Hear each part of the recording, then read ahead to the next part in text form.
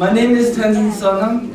And my name is Lisa too. We're from Richfield Senior High School from an organization called Students for a Free Tibet. Students for a Free Tibet works in solidarity with the Tibetan people in their struggle for freedom and independence. From our humble beginnings to today, Students for a Free Tibet has grown to over 650 chapters on college and high school campuses around the world. From Brazil to Nigeria, Sydney to New Delhi, students have joined hands with the Tibetan people in their struggle for independence. Tibet has long been an independent country. It has its own unique culture, spoken and written language, system of government, currency, and postal system. Its own style of Buddhism, costumes, and architecture. Tibet has always dreamed of living peacefully by itself. Tibetans want to be in complete harmony with themselves and nature. However, with the rise of the Communist Party in China and the People's Republic of China, the Chinese government decided that they wanted Tibet for their own.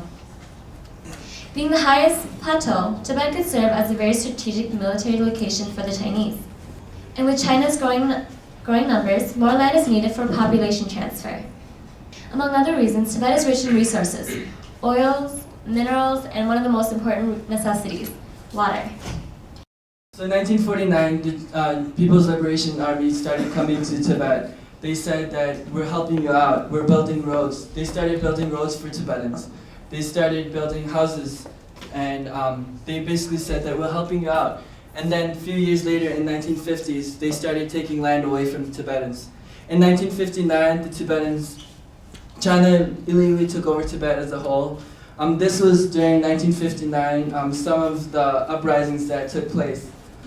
Thousands of monks are put in re-education camps. They're held as political prisoners. They're forced to denounce His Holiness the 14th Dalai Lama as their leader and teacher. Over thousands of political prisoners, over 80% of them are monks and nuns. The following video is just a testimony by one of the political prisoners in New York. The Chinese army, they dragged us to the prison camps, and while they were interrogating us, they beat us 24/7. They raped us for our dignity. They vandalized our body, and most of the nuns, they died out of humiliation and shame. The first self-immolation was in 1998 by Tibet. This was during a hunger strike in India. They said it was a fast for indefinite fast, and after several days of individuals getting weak, the Indian government put a stop to this hunger strike. Tibet, one of the hunger strikers, he went into the bathroom, doused himself with gasoline, and lit himself on fire. And starting in 2009, there have been 35 self-immolation by Tibetan monks, nuns, mothers, fathers, young individuals, respected community leaders. Young individuals who grew up after 1959, they grew up in the Chinese system, and they're coming out into the streets, throwing leaflets, coming into the streets, holding banners, and saying, "I am Tibetan, and I am proud of that."